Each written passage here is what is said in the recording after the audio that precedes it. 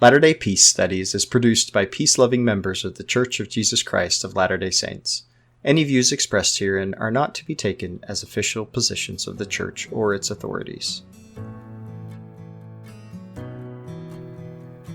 Latter-day Peace Studies presents Come Follow Me. I'm Shiloh Logan. And I'm Ben Peterson.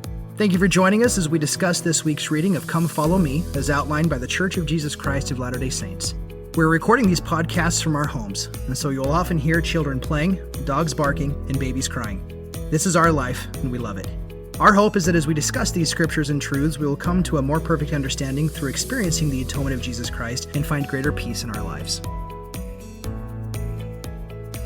Well, welcome back, Ben. We are going through section 93 today. In fact, this is just the one section.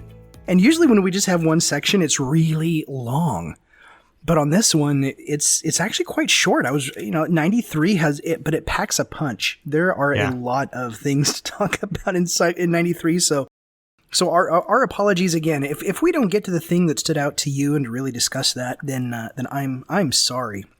There's just so much here, though. So we'll get through as much as we possibly can. But to start off, this is in May of 1833, and Joseph's here in Kirtland, and there's a lot of moving parts to this section. First off, we have this introduction where it's talking about the glory through obedience, and we're seeing the face of God, and God's bringing us into kind of understanding who and what He is and who and what we are. And that transitions into this kind of interesting moment when he's talking about John and the testimony of John. And what does this mean? Why is he talking about John? And going through that. But then from that, we move into this idea of true worship in verse 19. Like, how are we going to know how to worship God? And then going from there into commentary about their pre-existence, about how truth is eternal, and about how elements are eternal. And then finally, it concludes with kind of an interesting chastisement to several people, including Joseph Smith, about their families. And specifically about how we raise our children and the need we need to be able to raise our children in righteousness. And so that'll be an interesting conclusion when we get there. But to start off here in verse 1 of section 93, "Verily thus saith the Lord, it shall come to pass that every soul who forsaketh his sins and cometh unto me and calleth on my name and obeyeth my voice and keepeth my commandments shall see my face and know that I am." This is awesome stuff. So we have the Lord here who's coming out and talking about us forsaking sin. And in the previous episode, we were talking about modality and how I'm coming to see a lot of things through modality and how we construct those things and pour our intentionality through them, and they manifest experiences in our lives and they become meaningful to us. And in this way, sin is anything that really weakens modality. So we talked a lot, last week about the word of wisdom. And so if we're constructing these narratives and constructing these things, we also talked about how modes of experience don't have to be 100% consistent. In fact, most of the time they're not.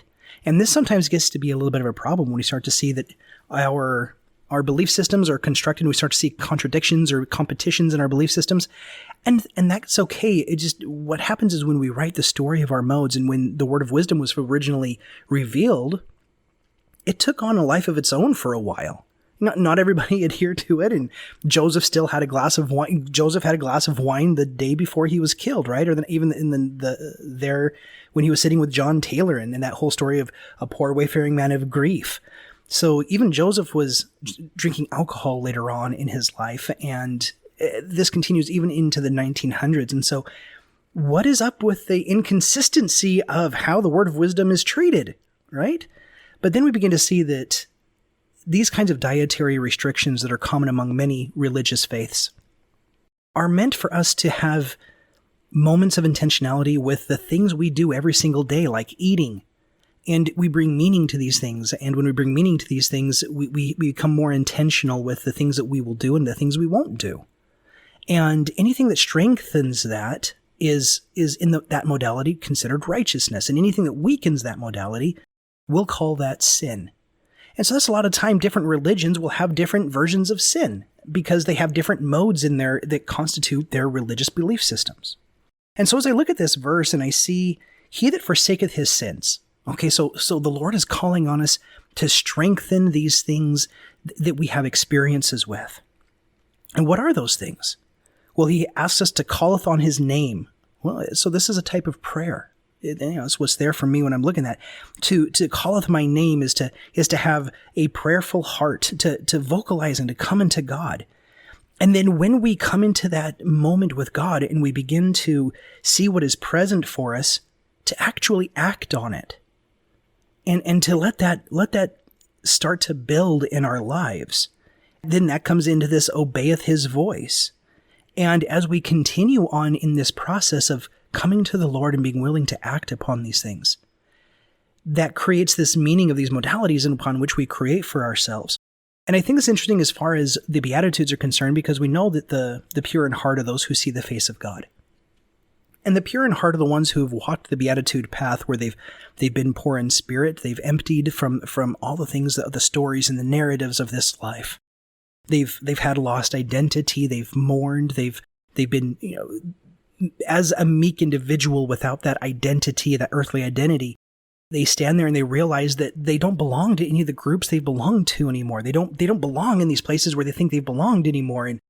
And then suddenly it's like you're empty, but then the Lord comes and fills us. And so it's that blessed are those who hunger and thirst after righteousness. And then from that, we understand that, Lord, how is this possible? And then like Enos, we're like, Lord, how, this transformation that I'm experiencing, how is this even possible? All I did to do any of this is I just let go at the very beginning, that poverty of spirit, and like a cascade of dominoes, I'm finally where I'm at now. And we experience this mercy from God that was not of our own making. And because we've experienced mercy, we can only be merciful.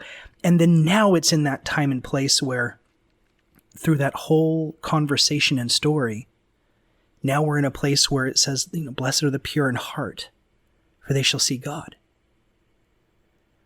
And so now we're kind of brought into this moment of seeing God. But Ben and you and I were talking a little bit before we recorded about kind of the seeming lack of transformation that seems to happen when people talk about their stories of seeing God. In church history, there's a really strong emphasis to the moments when God appears, whether it be the first vision or whether it be during the school of the prophets. There are a dozen examples. The dedication of Kirtland. There are many places where Jesus Christ appears or the Father appears. My great, I think it's my fourth great granduncle is Zebedee Coltrane, and my grandfather is Graham Coltrane, who were both in the school of the prophets. And Zebedee Coltrane is the one that records in his memos and his notes that he sees God the Father and Jesus Christ walking through the midst of them in the school of the prophets. We have these stories about them seeing God and coming to a place where they see God. But yet many of these men later fall away from the church, or even if they stay inside the church, their character development throughout church history is not really what we would consider a peaceable follower.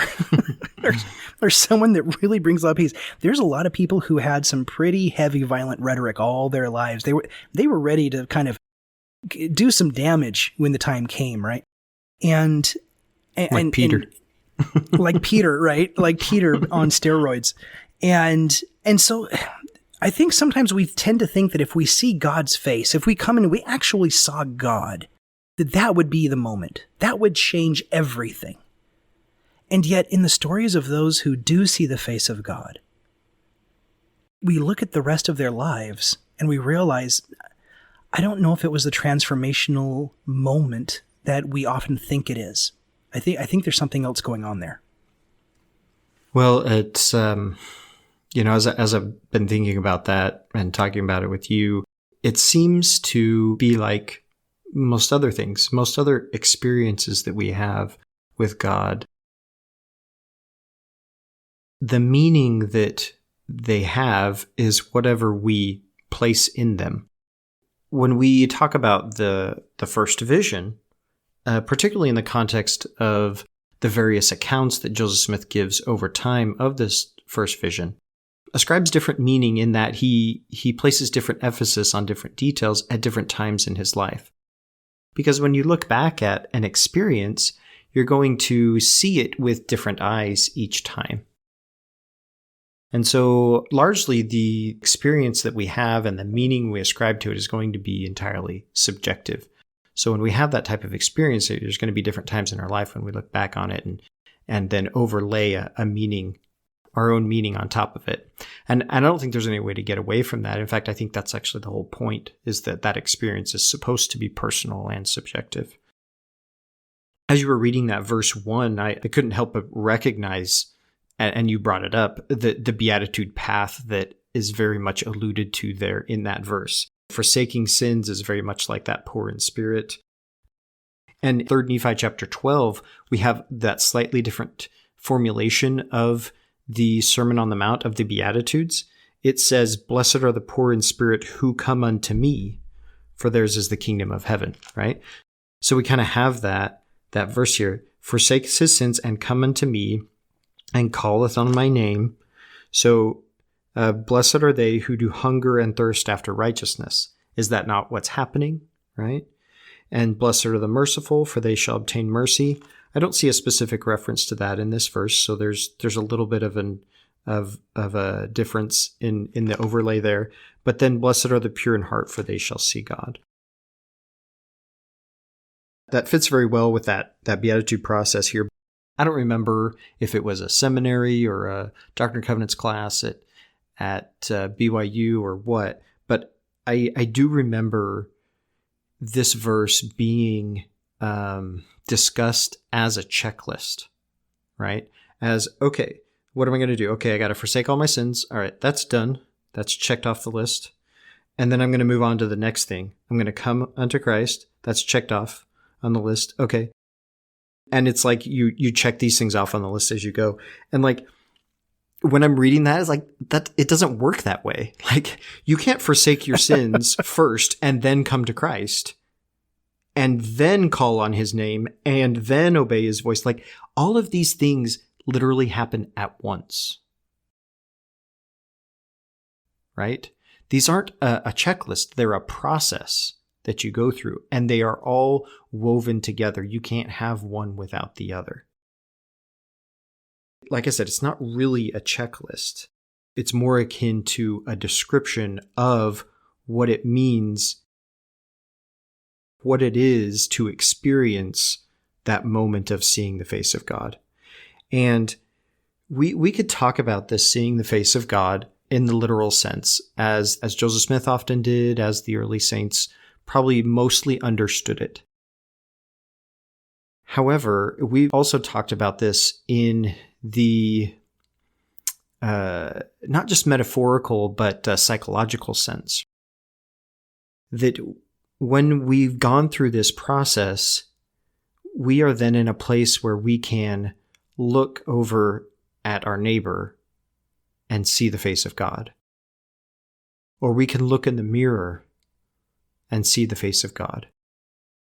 So imagine, if we can only imagine for a moment, if this can't be necessarily a reality that we can get ourselves into psychologically, but if we can imagine only for a moment that we were in a place of such pureness of heart and humility and meekness and hungering and thirsting after righteousness and mercy, that we could look in the mirror and see our own face, and that we could say to ourselves, I see God. Because I am really a child of God. I think that could happen. And I think in that moment, this scripture could come true for us in a very present way, not a way where it's like, it's going to take me years in order to get through this. I think it's something that, how does Alma put it? He says, as soon as I caught on that hold of that thought of Christ, immediately all my pain went away. I think Amulek says, if we turn to God, immediately will the plan of redemption become a reality for us. I don't think this is something that has to take us a very long time. I think this is a contemplative exercise that we could go through, place ourselves in a moment where we could have that experience. Yeah, man, that brings up a lot of ideas. I don't know which idea to go to, but just the realization of seeing God in our image. We're created in the image of God, and God is this. We're going to talk about a lot of things about what God is, with this intelligence and light and truth, and yet we also know that God is love. We're made in the image of that, and yet, like we talked about with section 88, that the idea here is that God's light is in and through all things. There's no dimmer switch to the universe. And so when we talk about the different degrees of glory, the different light of the degrees of glory, it's not that it's a metaphysical light. It's not that there are specific places that have less light. That was the clarification 88 was making on 76. But it's that the light is everywhere. Mm-hmm. It's in all things, and that's how that parable that we talked about, that God is in and through all things, and he comes to us in his fullness and in everything. And how much light that is seen, it has to do with us. So the degrees of glory were far more about an epistemic conversation of our perception of reality than of talking about the dimmer switch of reality itself. And man, doesn't that play out in these next verses exactly that way? Right? Yeah. Exactly. He says, I am the true light that lighteth every man that cometh into the world. I am in the Father, and the Father in me, and the Father and I are one. The Father because he gave me of his fullness, and the Son because I was in the world, and made flesh my tabernacle, and dwelt among the sons of men. I was in the world, and received of my Father, and the works of him were plainly manifest. This seems to be saying to me in this context, then, that what we are as children of God it finds its truest expression in Christ, in the Son of God. But that's also who we are. He is the light that lighteth every man that cometh into the world. He's also the light within us. Yeah, the scripture talks about how, when Christ comes, every knee will bow and every tongue confess. I've often wondered about all the different religions of the world that are also practicing these very truths. Yet they don't have the language of calling this Christ. Mm-hmm. And yet they live this. Right. Because this is not just a doctrine. This is getting us to realize that it's talking about our humanity. It's talking about the thing which makes us, our whole purpose and reason for this existence. And to think just because they haven't heard about Christianity, that they cannot understand by that name, yeah.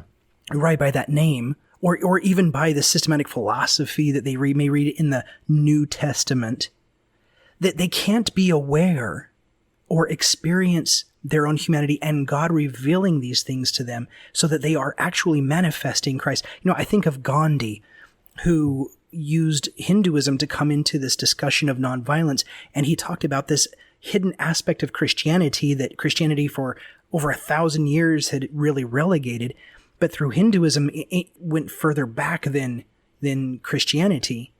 He ends up finding these same principles, and then when he comes into contact with the New Testament, he's like, oh, yeah, it's the same thing. Which leads him to say, I love your Christ, but I don't really like your Christians. Because it's that same conversation. And this is like in the Book of Mormon, I see that, like with the Waters of Mormon, we talked a lot about when we were recording the Book of Mormon sections about how the Nephite way of life, as described in the Book of Mormon, was that largely they followed this pattern that they would make covenants and then try to live into them, right? You make a promise and then you stick to it. And that's really kind of the pattern that we look at our temple experiences and our covenants nowadays. So is we kind of follow that Nephite approach. But yet there's a couple of other really special moments that give us an addendum or a caveat to that practice. And in particular, I'm thinking of the anti-Nephite Lehi's as one, but more specifically about the Waters of Mormon. Because in these two moments, they have this radical transformational experience with God. And then from that transformational experience of a deep conversion through an experience, Then they take that experience and they symbolize it through baptism. In Alma's case, it's baptism. And I love the language there in Mosiah 18, where he's like, hey, listen, we've just had this conversion experience. What have you against symbolizing this? Let's go symbolize this. Let's go make something that we can remember and we can repeat to remember this moment. And I'm reading a little bit into the text here, but just because of how he's responding there, what have you against being baptized tells me that some people were like, well, why do I want to go get in the water? And he's like, well, why not? Yeah. He's like, let's go do this thing. And so they symbolize their conversion experience and they start a church. Like no church had existed there. There's no mention in the Book of Mormon that Alma was commanded to start a church the way that they did. It had not existed in the way that when Alma comes into Zarahemla, Mosiah sees what Alma, the senior's doing, and he's like, yeah, go ahead and keep doing that. Yeah, that's an interesting way of doing it. Let's try that. yeah, go ahead and do that. And so they establish this church in Zarahemla. And so then they take this church over for until Jesus comes. And when Jesus comes, he's like, this thing that you've been doing is a manifest. I know I'm reading into this a bit, but what you've been doing here is a manifestation of your humanity. Let me give you a name to it. Let me give you identity. Let me give you purpose. Let me tell you what it is you've been doing all along. And so in that same vein, I see that all of God's children in all of the different walks of life and in everything that they're doing outside of Christianity, inside of Christianity, in the Church of Jesus Christ of Latter-day Saints and outside, that because we are all children of God, we are all acting this, we are naturally manifesting this humanity. And when Christ comes, he's like, see, the name for that is Christ. And the people who've been following it their whole life will be like, oh, okay, cool. And now there's a name to what I do. And so, yeah, I see a lot of that here in what you were talking about. We touched briefly on this idea that people who have this literal experience of seeing the face of the person of God don't seem to be transformed in the way that we might expect, right? We would expect, okay, once they've seen the face of God, that means they are going to live the rest of their life in a celestial way. And we're going to see this, all of the works of this person are going to be celestial manifestations of the fact that they've been transformed by this experience. And, a couple of thoughts there. I think one, that if they truly had been changed in a permanent celestial way, they probably just wouldn't have stayed in this world, right? Right. They would do what's called translate. It's like, okay, if they really were transformed, then they would move on. But the other thing is, it reminds me of what we call Nephi's Psalm, right? 2 Nephi chapter 4, where he talks about all these amazing experiences that he's had, things that he says, I can't even, they're too great. I can't even utter them. I can't even explain them. And then he says, and then I exclaim, oh, wretched man that I am. And he goes on about how he's angry because of his enemy and all these sort of things, right? And I think that Nephi is really kind of getting at this point here that even though a person has had all of these experiences, somehow it doesn't always permanently transform their day-to-day inclinations. And there's something there about that, right? That I think can teach us is that life is this constant struggle toward that ideal, and that we can, Nephi touches on this as well, that we can recognize within that the grace of God and allow ourselves that grace to realize that even though, stop judging ourselves because of these experiences that we've had, we think we're supposed to be at a certain level, that, step back and say, I'm still needing the grace of God in my life from day to day. I'm not suddenly, this different person just because of this one experience. Yeah. I think that goes back to what we were saying before, that when maybe it is that we see the face of God, and maybe that's an event for us. And if it is, that's amazing. But in my experience, to be able to see God's image on my countenance and to be able to recognize that I'm made in the image of God and to see that part of divinity within myself.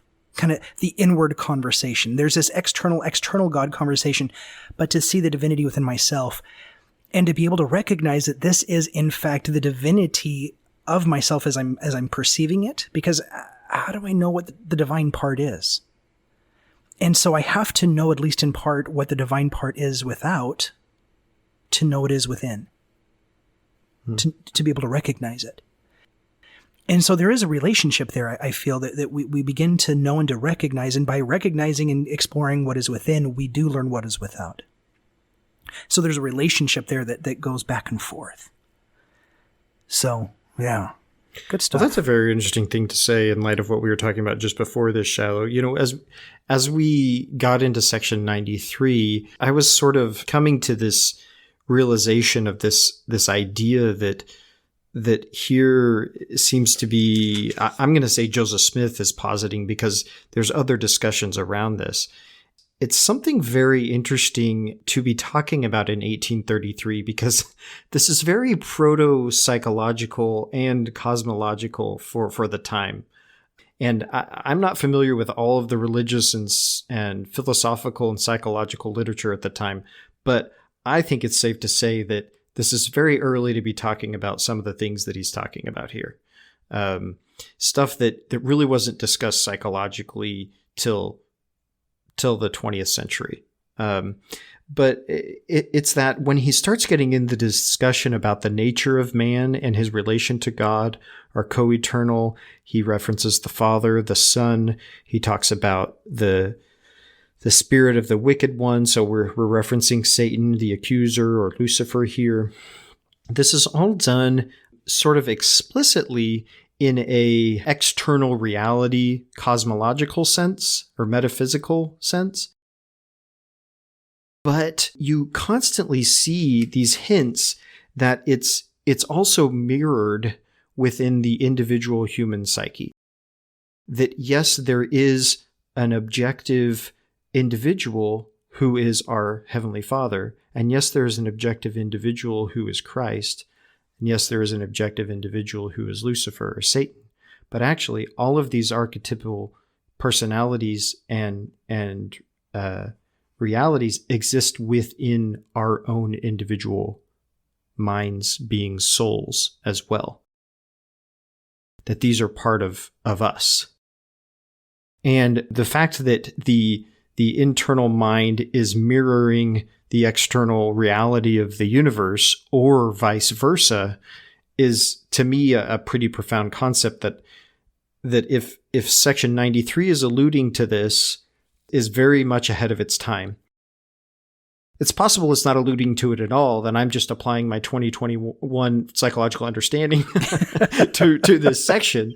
But there does seem to be a whole lot of depth here to this discussion that, like section 88, I feel like I only scratch the surface of so often when I read it. I know there's so much that flies over my head.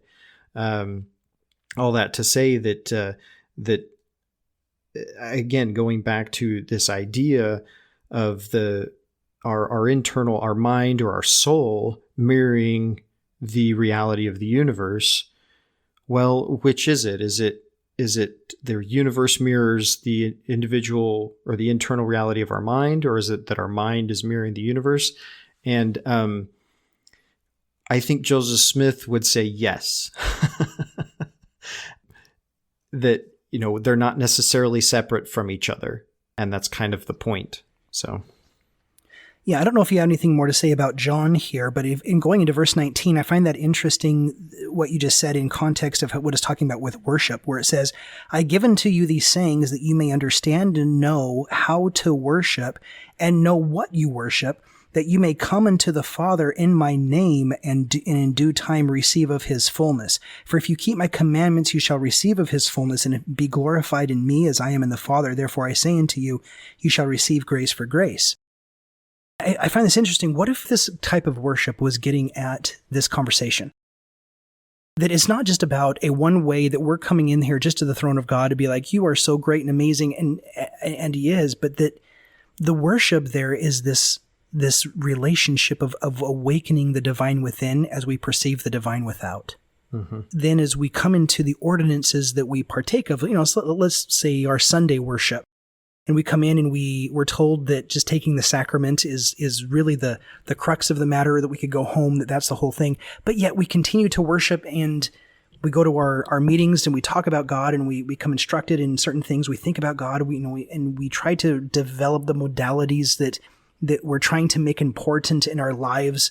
But that this whole thing that we engage in for 2 hours every Sunday is about this relationship with God in trying to come into a moment of intentionality where we are allowing that part of the divine to touch us as we touch the divine. It's that relationship between the internal and the external, like what you were talking about.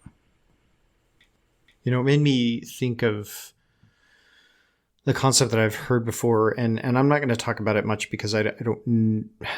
The idea of a hologram, and we talk about holograms in terms of like light representations, but hologram in the sense that like any one particular part of a thing actually represents the whole. Have you ever seen those like GIFs that do the fractal zooming in on something? Yeah. Okay. Yeah. So like the more it zooms in, the more you realize, oh, that was just a part of another thing that's the same thing. And then you zoom in and you just like, it just keeps going. Right. And part of me wants to say that's kind of what's going on with like the human mind and the universe, is that the more that we study the mind, the more the complexity of it approaches the complexity of the universe that we see without. And this is happening in science, which is so fascinating because this concept has been discussed philosophically, religiously, mythologically for thousands and thousands of years. And for us to be mapping that out in a scientific sense is just fascinating to me. Back to this idea of, that you brought up, I liked how you said that the perception of the divine without awakens the divine within, to its realization of its, what we might call potential. And I think that's a good way of formulating what it is some of these verses are talking about. Yeah, before we go on with that, I do want to jump back to a little bit that it talks about with John here, just because the word first really caught my attention this time. Verse 12, and I, John, saw that he received not of the fullness at the first, but received grace for grace. And he received not of the fullness at first, but continued from grace to grace until he received a fullness. So this is talking about Christ's mortal experience and how he experienced mortality in a sequential way through time, just like we do, right? We experience today, and then we experience tomorrow, and then we experience the day after tomorrow. We don't experience those days all at once. It wouldn't make sense for us to do that. Our minds, within this state, work in a sequential way, through time. Whereas this is alluding to the Father and what we'd say the fullness of the Father being something that is ever present in all time and space. And so we talked about this last time. I brought up was it last time or the time before? I brought up in my seminary class where, we had that bag of animals and you reached in, you tried to touch it, and then just like sequentially you gather information and you come to understand what it is. Whereas if you just open up the bag, you could see it and immediately know all at once what something is without having to experience it sequentially. And I think that's what it's kind of talking about here with Christ, is that he came in to this mortal experience to understand what it meant to go through time and experience something through time. And I think that's largely that could really be at the root of what we experience in our life as suffering. Because suffering is something that is typically extended throughout a period of time, right? Like if we just feel like a really intense pain for like a split second, it's like, oh wow, that really hurt. But then there's nothing to really be upset about because the pain's gone, right? But Yeah. if that endures for an indefinite amount of time, and I think that the thing with suffering is a lot of times we can call it suffering because we don't know when it will end, right? We just know there's just this period where we don't know when the pain will end. If we knew when it would end, then it'd be a whole lot easier to deal with. But there's not knowing. It's this experiencing it through time and not having a definite end to it that I think is fundamental. And there's probably a lot more to it. People that have thought about this more profoundly than I ever have, but fundamental to that concept of suffering. And so I think that was really important for Christ to experience. And he had to do it within a mortal framework, within that sequential time. Yeah, it's interesting, you're talking about that sequential time because, that really puts us into this epistemic worldview of dualism. The Book of Mormon says that we understand everything by their opposites, right? Light and darkness, hot and cold. It's the fruit of the tree of knowledge of good and evil. And we begin to see things not just in dualism, but it's like sequential dualism. And as we march through time, we see things by their opposites.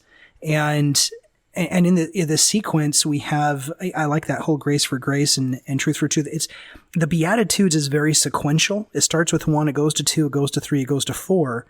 But the whole Greek rhetoric and the way that it was constructed was that once you get to the last Beatitude, the first and the last Beatitude have the exact same blessing of the kingdom of heaven.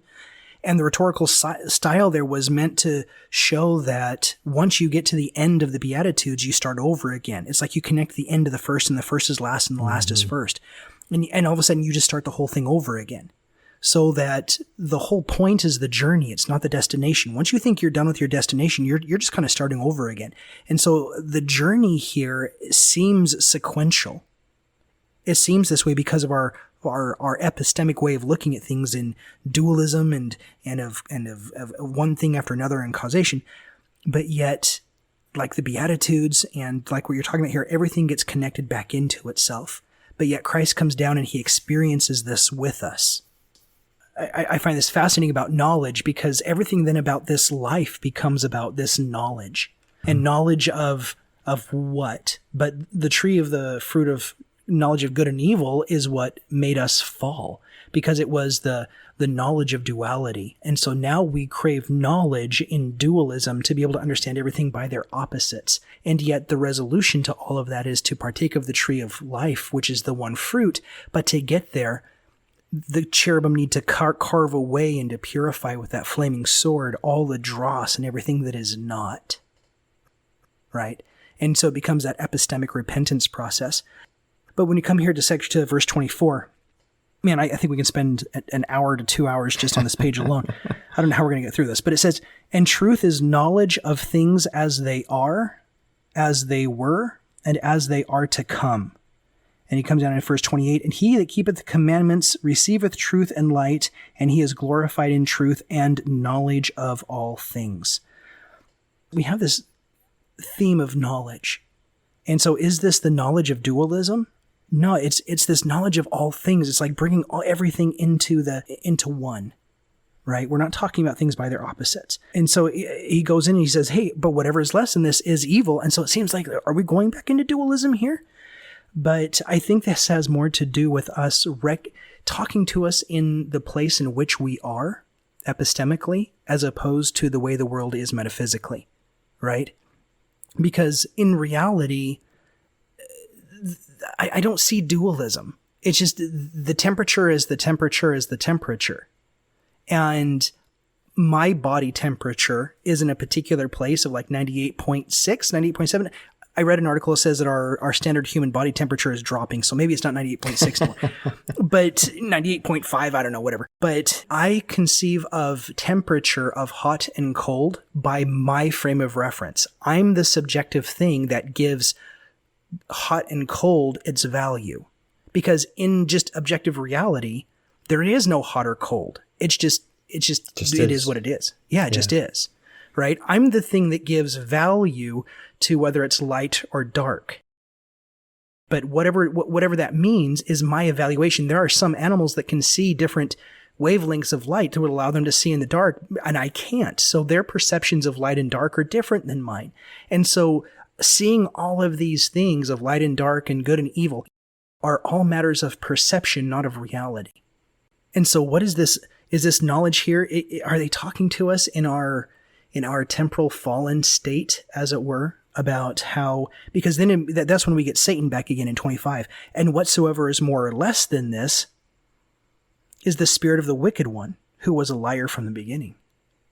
And it's like, well, if anything is going to pull you away from knowledge as a truth of all things, is that what it's telling us? Is it telling us that there is a lie, that there is dualism? Or is it telling us that anything that takes us out of the unity of all knowledge, of just things as they really are, that love of God, as it were, that anything that pulls us out, because then in the garden myth, that would make sense, because we've ascribed it to Satan, right, to the serpent, that he's the one who gets us to eat the fruit of the tree of knowledge, to pull us into dualism, when in reality, it's just the singular thing. Reality is just what reality is.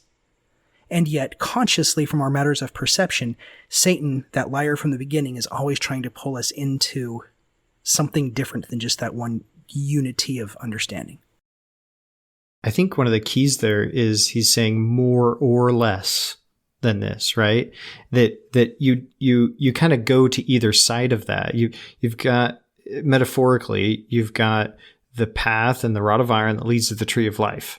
And, either side of that, whichever way you want to go with it, is missing the point. It's missing the mark, right? If we talk about sin being missing the target, that right. It doesn't matter which way you go, whether you go one way or another, you're still off the target.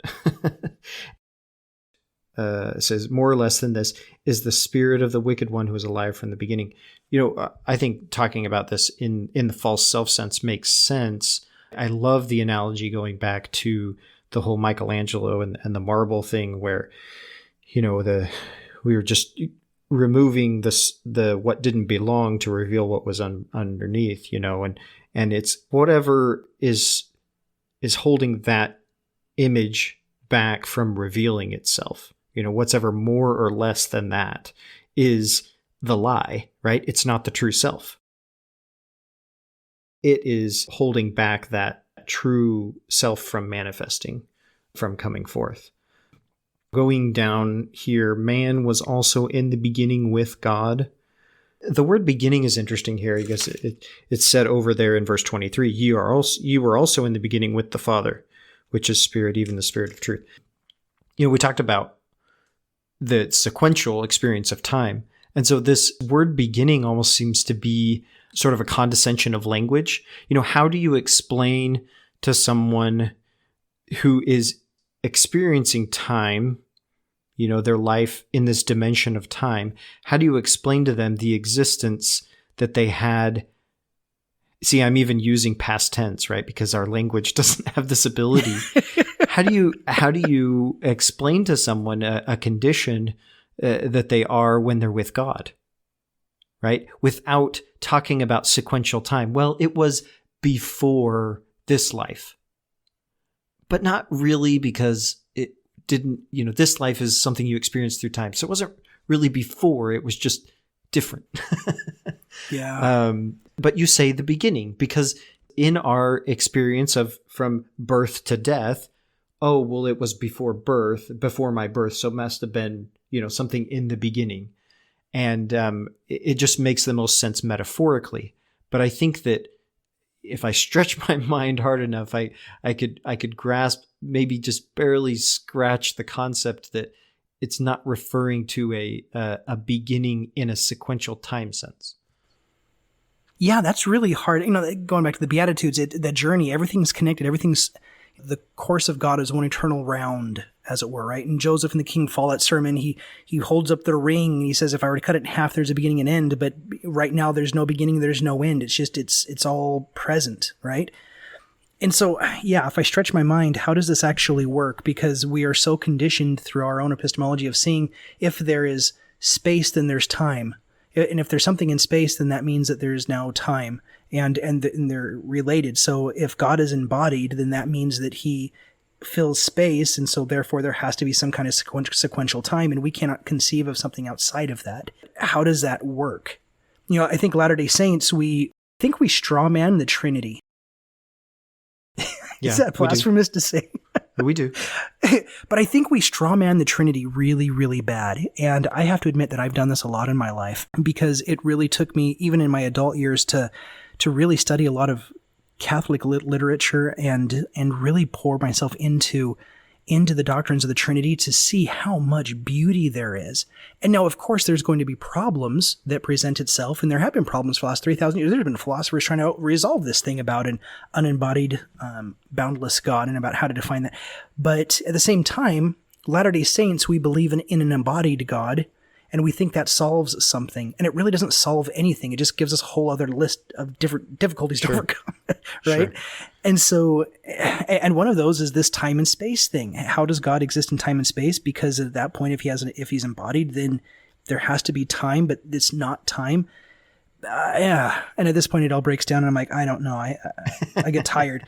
But intelligence or the light of truth was not created or made, neither can it be. And I love this statement because, again, like what you had said, Ben, I don't know if this is Joseph Smith intentionally doing this, but this is very much a type of like conservation of mass and energy kind of talk. Kind of ahead of its time in its broader implications. Sure. Right. So, the fact that energy was not created, this intelligence, this light was not created. It's just always been. And so he follows this 1833 context all the way through to 1844 with his King Follett sermon. So by the time he gets to the King Follett, he's had 11 years of really thinking about this stuff to really grow on it, to see what's there. But all truth is independent in the sphere in which God has placed it to act for itself as all intelligence. Also, otherwise there is no existence. Behold, here is the agency of man, and here is the condemnation of man, because that which was from the beginning is plainly manifest unto them, and they receive not the light. So this goes back to the, section 88 when it talks about the light shineth in the darkness, and the darkness comprehendeth it not. Intelligence may have been and may be co-eternal with God, but one of the things I've wondered is, in talking about agency here in verse 31, it says, I think it's in Moses. Is it in Moses where it's like, in the day that God gave man his agency? I think it's... Yeah, that's Enoch. It's the vision of Enoch, and he says, yeah. And so there's this conversation that goes on in Mormonism, and it's still ongoing, and there's not an answer to it. I have a particular take on it, and it's that it's whether or not God gave man something he did not have before called agency, or whether or not agency was inherent in all of matter. So is agency a principle that is inherent in all intelligence, or is it a gift that was given and can be revoked? Is it a quality that's bestowed on by an external? Yeah. And so because of that scripture, in that day that I gave man his agency, there's room for saying, yes, this was not with man, now it is, and it can be revoked. So agency can be revoked, right? For me, my take on that has always been that agency is sacrosanct it's a part of all of matter. Everything has agency. And that it wasn't that metaphysically agency was bestowed, but it was that epistemically at some point God awoke matter to recognize what it has always already been. Mm-hmm.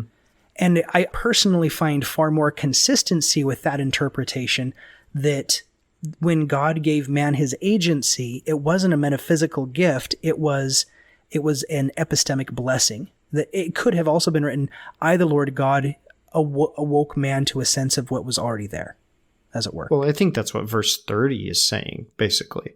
That God places it within a sphere, and within that sphere you have a definition of existence and awareness, and so you act within that. To just simply posit that our intelligence was in the beginning with God has to posit also that there's certain qualities that are eternal within us, and if agency isn't one of those, then verse 30 says there's no existence, right? And so I think it has to be that in order for this to be a consistent way of formulating, the nature of man. Now, you talked about how it doesn't have to be consistent if it's a mode, but I think but this, is spelling out a cosmology and a nature of man. I think there has to be some consistency here. Right. Yeah. And spelling out the cosmology, we're not trying to get into a modality here, but it's, no, and that also makes a lot of sense there with condemnation, because the condemnation there would be more epistemic than not metaphysical, because that's how we think about either our blessing or our condemnation, is that we are either physically lifted up into the spiritual heights or we are physically cast down into the depths. But then that's where we go back to section 88, is section 88 is trying to get us to say, no. God's light is everywhere. God is not a variable. God is the thing. And God is in and through all things. We are the variables. We are the things that see things in various perceptions and various ways of light. And so that we, as that thing which is the darkness, that the light shineth in the darkness, and our perception is the darkness, not us physically, because physically we're made in the image of God. But perception-wise, we are that our minds are darkened. Like Paul says, we have those scales on our eyes, that as we repent and see God differently, those scales fall from our eyes and we learn to see things more clearly. I liked the analogy you gave back with 88 and saying that maybe in the temple, the better symbolism would not be that as you go in each room that gets brighter, but that we like turn the lights full blast on every room and we just hand out sunglasses that we gradually take off, right? Which would probably be more accurate to the symbolism of what 88 is. Lenses. Right. Right. And so in that way, we become more aware of God's presence that is everywhere and in and through all things that it talks about in 88. So that the condemnation there is that with that agency, we choose not to see the light that is already there present for us. That God is our advocate, and Jesus is our advocate with the Father, is always trying to get us to recognize what is always already present. And Satan, as the prosecutor, is always trying to get us to be able to think that we're not worthy of that. I love the movie Arrival. I think it is one of the most profound movies ever made. And I think if someone reads section 93 and then they go watch that movie, they'd be like, whoa. So in there's a million things to talk about with that movie, but I only want to relate this, probably only this one point. I might get into more stuff. The process of this, there's a particular scientist in this movie, and she is a linguist, and she is tasked with learning the language of these aliens so that she can understand. They're trying to communicate something to human beings. And so spoiler alerts, if you guys haven't seen the movie, skip a few minutes ahead in the podcast. You gotta see this movie. And so what it is she takes on the task of learning their language. Well, their language is written in circles, and as she's learning their language, she starts having experiences outside of time. She starts having experiences where she's seeing, quote unquote, the future or the past, and she doesn't know if it's the future or past. It's just there with her. And because what's happening is, as she's learning this language, she's becoming aware of reality outside of time. The very language itself is awakening this sense of reality within her. And like I said, their language is all written in circles. And so everything is present in the moment when they communicate things. And there's all these nuances within the circle. And so I love this concept that, we talked about last time, like language and it being the language of our soul. I love this idea that as we come into an experience with God and we learn who we are and he awakens within us who we truly are, and we have these experiences, it's like we're learning that language of our soul. And the more that we do that, we come closer and closer, as it says in verse 1, to seeing the face of God. We come to see reality for what it is, and we step outside of this this locked in mortal experience that we might be having, and so I love how the movie sort of represents that in a different way. I like that movie too. It's been a long time since I've seen it. I think I'm gonna have to go watch it again. Oh, it's amazing. In verse 35, I think this goes back to what we had talked about a little bit before, Ben, with that internal and that external conversation of God, when it says, "The elements are the tabernacle of God, and man is the tabernacle of God, even the temples. And whatsoever temple is defiled, God shall destroy that temple." Okay. So a little bit of wrathful, vengeful, spiteful, destructive God there. But what is he talking about? So what was present for me when we were kind of discussing this a little bit before recording, in that the elements are the tabernacle of God. Man is a tabernacle of God, even the temple. It seems to be that what's happening is God's coming out and he's saying, listen, everything, I'm in and through all things, like he said in 88. Everything testifies of me, as Alma says. In Alma 30? And in this, the elements are the tabernacle of God. Man is the tabernacle of God. Everything is the tabernacle of God. God is in everything. Now, we talked about this a little bit before, I think when we were doing 88, in that there's this really big push in Mormonism against this idea called Pantheism.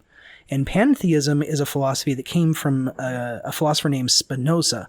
And Spinoza had argued that God is everything. Like, for instance, the table in front of me, or the computer in front of me, or the tree, or the sky. Everything is God. Like that's what God is.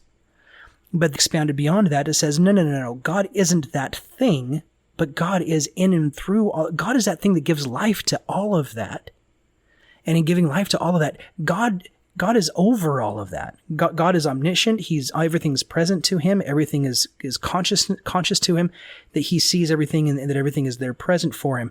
And that comes out in section 88, and that's called Pan-Enthism. It's a different way of looking at it. But when I see here that the elements are the tabernacle of God, man is the tabernacle of God, even the temples, and whatsoever temple is defiled, God shall destroy that temple. Well, that's really kind of interesting, because if God literally is everything, how can something be defiled? Right? Will God destroy himself? How can something be defiled if God is in and through all things? And so do we take on like antimatter? Is there like some kind of dark matter? Is there something? And I don't think that's what it's saying at all. I think we're getting into some figurative top here where we're getting back again into epistemology. That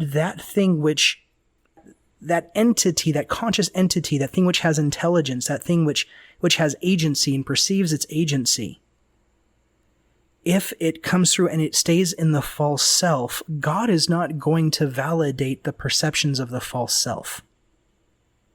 And I think that's when it gets in that God cannot allow or look upon sin with the least degree of allowance. I think that's what's going on here. It's not that God sees that we ourselves are physically defiled, or that we metaphysically, because we're always already worthy in that spiritual sense and in what we are. But the fact that we stay in that false self-perception, God will not dignify that false self-perception, because that false self-perception is the voice of the accuser as well. It's that thing that tells us that we're unworthy, that we're not enough, that we're not good enough, that all those things about ourselves that keep us down, that produce shame and hopelessness. But yet it's repentance, and it's that thing that brings us out. And that is the thing that God is helping us destroy, is that false self facade. And it's almost like we've perverted the temple. And so there's this imagery of perverting the temple, but it's not that the temple is really perverted. It's not like even in the Temple of Solomon when Christ cleansed out the leper. It's not that it's not that the physical temple had been defiled. It was this metaphorical thing that the presence there and the perception of what was going on there was twisted and distorted. The space was just the space, right? And the same thing with our bodies. So I see that the temple talk here is that these temples are always there with God, but that false self-perception builds the facade of this temple that God will not dignify and is always going to help us overcome and break through and get rid of. Yeah, I mean, I looked up the word defiled, it's like polluted or desecrated or whatever. There's, in history, what you have happening when you have like one civilization taking over another, they typically, the way they go about it is, culturally, they go into their temples and they destroy all their gods and they put in their gods, or they build on top of it, right? Because they're taking over that, and that's a type of a defiling of the temple, right? Because they're taking that out. So I see almost as this defiling of the temple, some whatever process we go through in which we make God in our own image, or in which we worship false gods. right, is that's defiling that temple, because our temple, which is supposed to be the temple of God, is not being put to the purpose of the true self or of God as such. And so that is being defiled in that sense, right? And so what needs to happen to that? Well, it needs to be repurposed.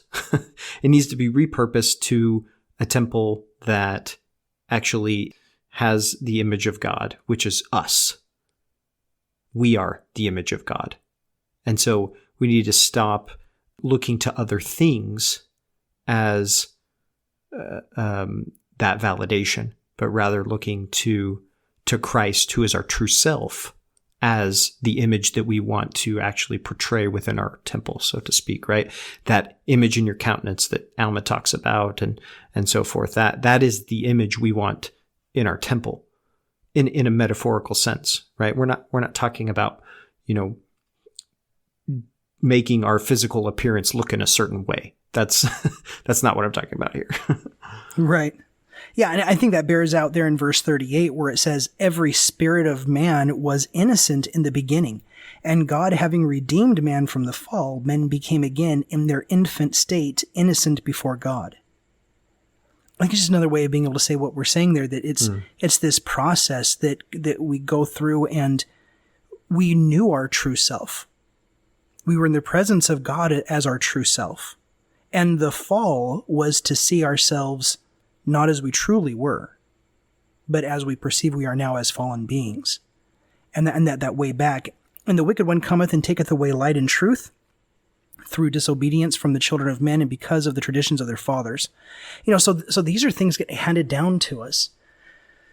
And when I see these wicked traditions of their fathers, I've thought about that a lot, about what does this mean, the traditions of our fathers? And I think in a way it's that we begin to accept the foundations of the societies that we're given. Like, for instance, in our culture and civilization right now, all throughout the world, governments of men rule every square inch of this globe. And every government of man over every square inch of this globe all utilize the same tactics of using violence and coercion to fulfill and to establish social unity, cohesion, and order. And so right now, if I were to go out, and if I were to go onto the freeway here, I have a 65 mile an hour speed limit. If I were to go 70 miles an hour, theoretically, they could pull me over. And if I pull over and I'm very polite and I don't threaten anybody, and the policeman comes up and says, sir, could I please see your license and your registration, please, and your insurance? And I simply say, no, thank you. The cop is not going to be like, I see your point, and walk away. He's not going to say, hey, thanks for being polite, and just leave it at that. And if he gives me another order and I say no, eventually coercion and violence is going to be used against me for going 5 miles an hour over the speed limit. Just by non-violently saying no, I will eventually have coercion and violence on me. Now, even if I didn't, let's say I had done nothing wrong and I still didn't comply, having done nothing wrong, and legally, I should be within my rights to be able to do exactly what I'm doing and to say no. But then violence and coercion are still used against me, right? That's what government is. I mean, this is Max Weber. Max Weber came out and as the famed sociologist, and he defines that government is basically the socially acceptable monopoly of violence and coercion.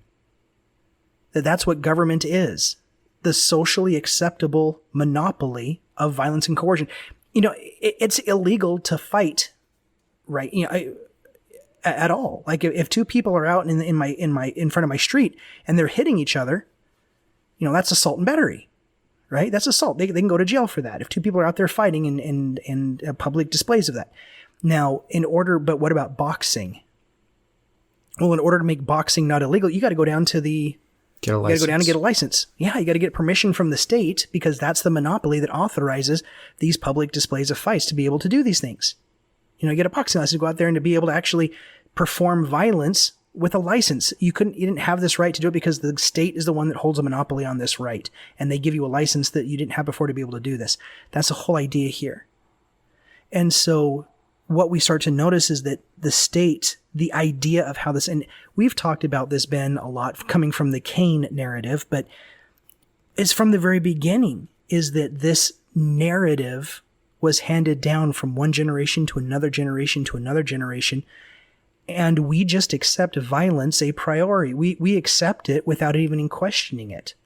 In fact, in all of the books that we have about justice, justice really is just about when, where, how, and how much to use violence to control bad behavior. That violence is the acceptable last resort to achieve an ends. Yeah, violence is the resort to achieve an end, either the threat thereof or the actual use of it. And so we don't question not using violence. We just question how much we can use it, where we can use it, who can use it, how much we can use it, and in what scenarios and in contexts we can use it. Yeah, we don't question whether we have it or not. We just question where to put the fence around it. Exactly right.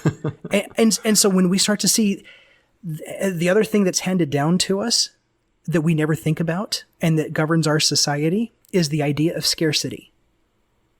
Yeah. Scarcity is the literal law and understanding a priori that governs economics. It's like the dollar bills, our jobs, how much we get paid, how much money we make, how much money we're able to spend in the world. Our whole life in order to provide for ourselves and our families is all based on the construct of scarcity.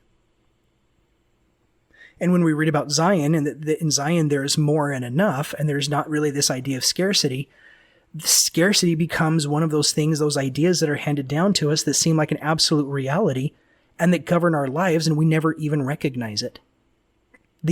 Whoever thought that the idea of scarcity was the central idea that controls almost everything that you do? Everything that we do is controlled by this idea of scarcity, and we never even think about it. Hmm. And so in this way, when it says these false traditions that are handed down from the fathers, these are the kind of things that I tend to try to find of like what ideas were handed down to me about the way society operates. Because for as good as it is where I live in the good old United States of America, and for all of the mythos and ethos that, the United States is the best country in the world, and I don't want to be flippant about that, but I know we even have listeners that are outside the United States, and they live in some beautiful places that I want to go. But that's very much an American way of thinking, right? USA is number one in everything. It's not, but we like to think it is.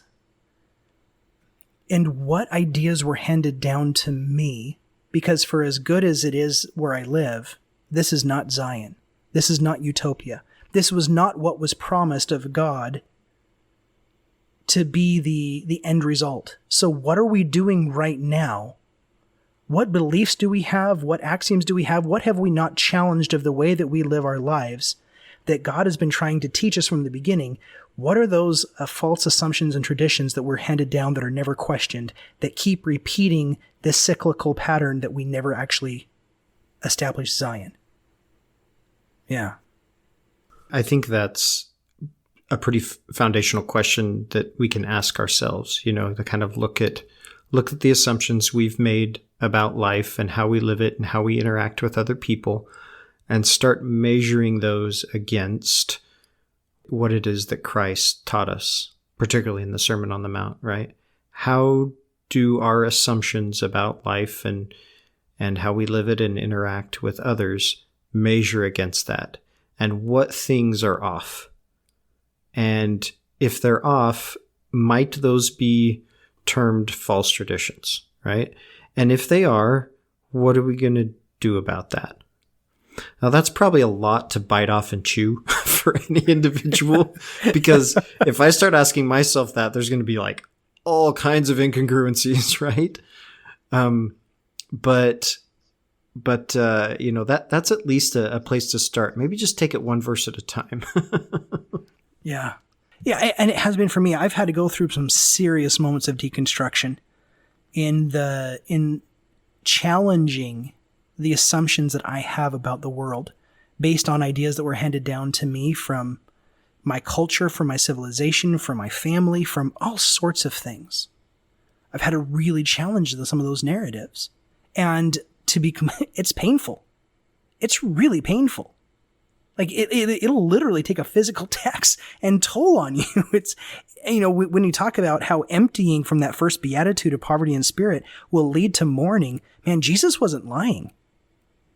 That's like some serious next level prophecy. And like, hey, listen, once you empty, there's a big mourning phase that's going to come along after that. Because once you start challenging the very assumptions of your identity and of your culture and of what you think you are, down to your most intimate identities, the things that you gain the most meaning from, and you have to be willing to put all of that on the altar. And it doesn't mean that you're going to leave everything on the altar, but you just have to be willing to put everything there on the altar, like that Abrahamic sacrifice. You got to be willing to leave it all there. Willing, yeah. And the willingness there is where God is able to say, gotcha. See, this thing right here is not really working for you, is it? And I'm like, gosh dang it. I really liked that thing. Right? And he's like, but did you really like that thing? I'm like, yeah, I did. And God's like, but did you really? I'm like, no, but it's like the thing that you don't need. It causes you pain, but you don't want to let it go. And God's like, you can let that one go. I'm like, yeah, but I don't want to. He's like, yeah, you really do. I'm like, I know I do, but it's really hard. And so a lot of these really big, meaningful narratives that I've built for myself, and I've had to let those go. And I'm like, where does that even leave me? I have no identity if I don't have those things. If I don't have those constructs about myself or the world or about anything else around me, like, what am I going to do?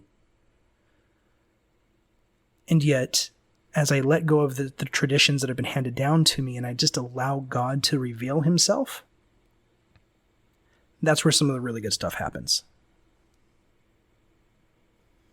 Yeah. So Ben, from here we jump into this discussion of children. I've commanded you to bring up your children in light and truth.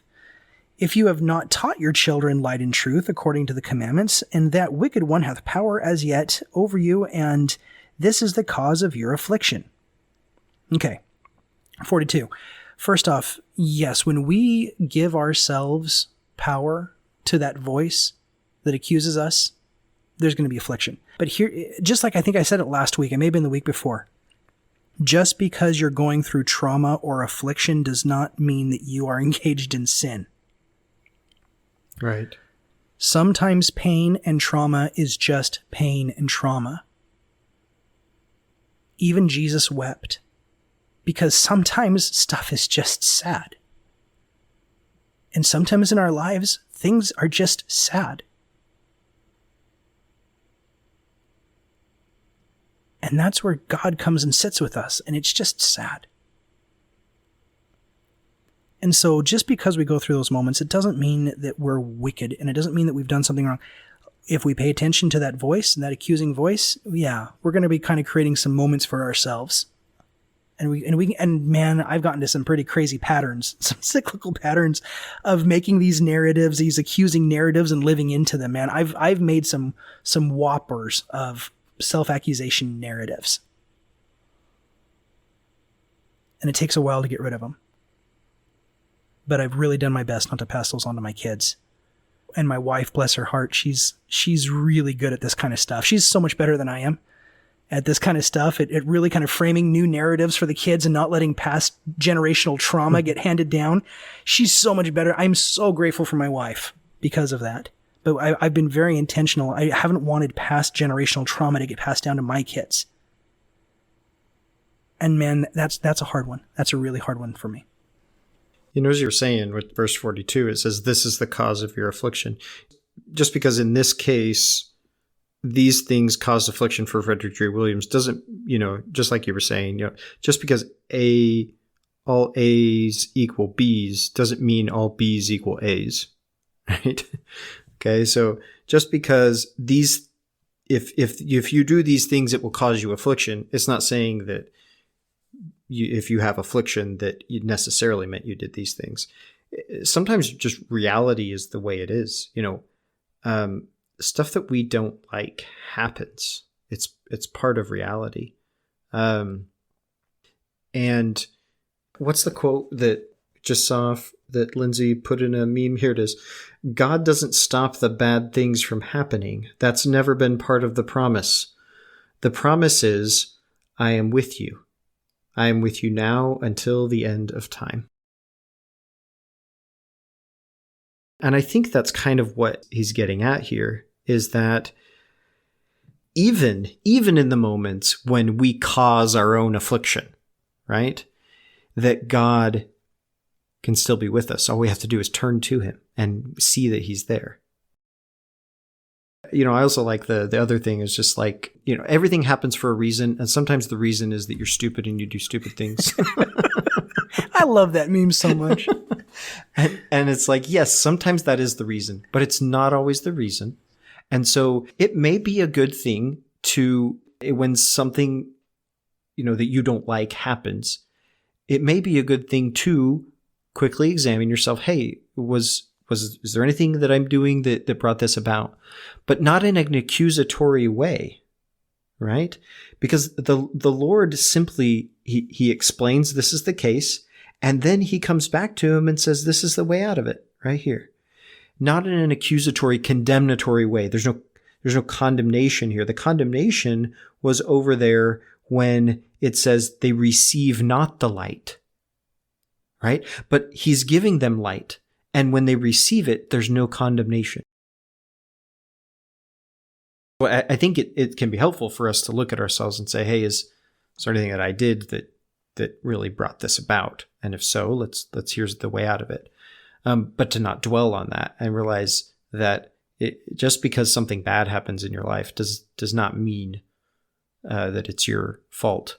I think, though, that God can be in any of those things. And so no matter what it is that happens, we can find God in that, and he can turn that to our good. What did we talk about last time? That all things will work together for our good. And we want to be careful to nuance that with, there can be terrible, horrific, awful things that happen to people. And we're not saying that God intended for those things to happen or that he caused them to happen, but that because of the nature of who we are as God's children, because of who we are, good can always come away from that. Not because of the thing that happened, but because of who we are. Yeah. Yeah, I like that a lot. I don't have anything to expound on that. That was very succinct. I like that a lot. Well, here, I think this is interesting as we close out 93 because, he's talking with Joseph Smith, and Joseph Smith kind of gets a little bit of a chastisement here with Frederick G. Williams, and they both get a chastisement for not taking care of their families as they needed to. Sidney Rigdon gets a little bit of a head nod with, hey, just go proclaim the gospel and this acceptable year of the Lord. So, Ben, you look this up. So this is in verse 51, this acceptable year of the Lord. It says in verse 51, and now I say unto you, my friends, let my servant Sidney Rigdon go on his journey and make haste, and also proclaim the acceptable year of the Lord and the gospel of salvation, as I shall give him utterance. And by your prayer of faith, with one consent, I will uphold you. So what's this acceptable year of the Lord that you looked up, Ben? I remembered this phrase from Isaiah. Went up and looked some of the context. This is used in messianic passages to refer to Christ coming. An acceptable year of the Lord is also used in the context of the Jubilee year. So in Jewish tradition, you have every seventh day is a day of rest. Every seventh year is a year of rest. I don't know what everything that's entitled to that. And then you have every seventh year. So you have 7 times 7, which is 49. And so the 50th year is what we call Jubilee.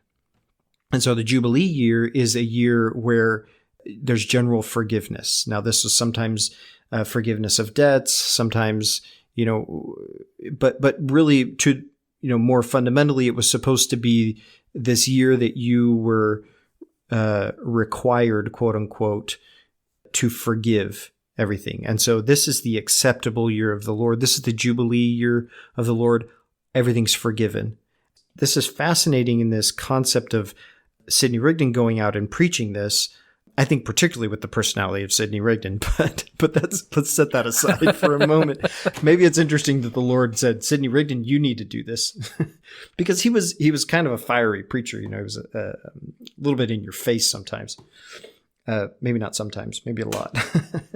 And Right. so to send Sidney Rigdon out to do this, declare the acceptable year of the Lord, this is a message of peace, of forgiveness, of amnesty, right?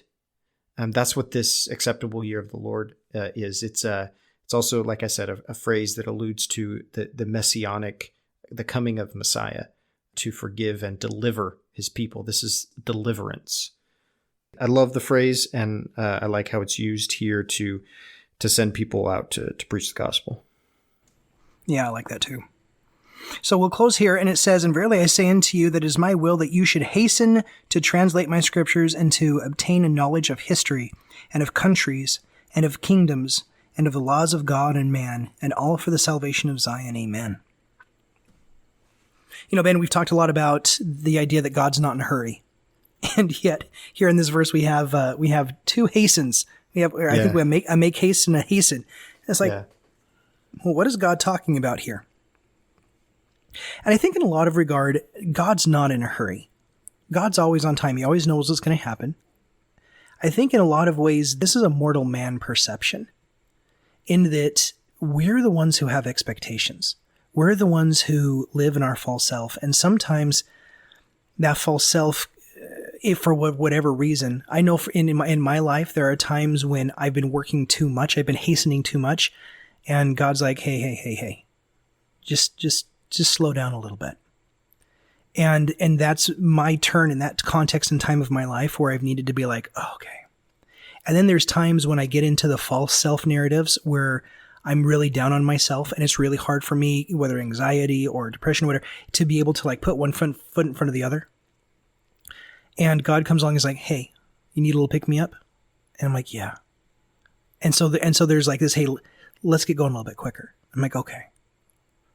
And so in a lot of ways, I see this whole hastening thing as being very strategic to who and what they are at the time and what they need. Because in the grand scheme of things, why is God in a hurry? I mean, God, is he like a bad planner? Did he just not get it right? He's like, you know what? I should have taken as much time on that day of rest as I needed to. I was really behind on things, and now I've got to hurry up. That's just that's just not the way this works. It's like, do we like see God I and be promised like, Michael I'd have these worlds exalted by 12 p.m. today. I really wanted my Wheaties, but I just didn't get it in time, man. Hey, that's just not what's going on. That's not in the context of God. So this hasten thing cannot conceive this being from God. That this is for us. And I think it has to do with maybe something that was going on with them at the time. So whenever we see this, hey, don't walk faster than you're able. He tells them that sometimes. And then other times he's like, hey, hasten the work. And other times he's like, hey, slow down.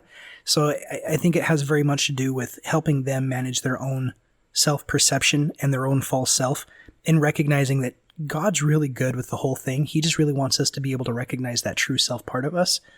Everything else after that is time and space and is our own construct.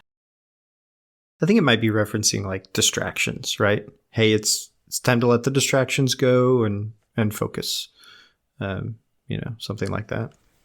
Yeah, I like that too. Well, awesome. Well, Ben, I have nothing more to talk about. How about you? Nope, that's it.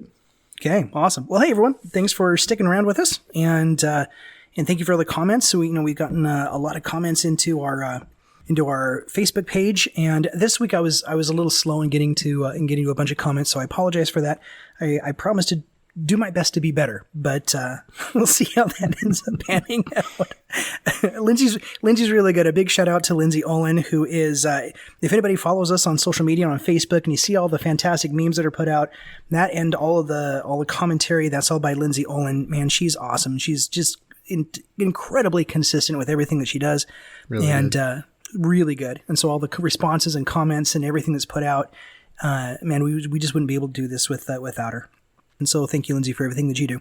And she tells me about all the comments, and then I'm so ADD, unless I may have time and space right then and there to answer things and to get on top of things, I forget. So be patient with me, and we'll get around to it. But thank you so much for all the comments and for the kind remarks and for the emails that we get. It keeps us going, and we're glad that this is doing some good. So until next week, I'm Shiloh Logan. I'm Ben Peterson. Thanks for listening.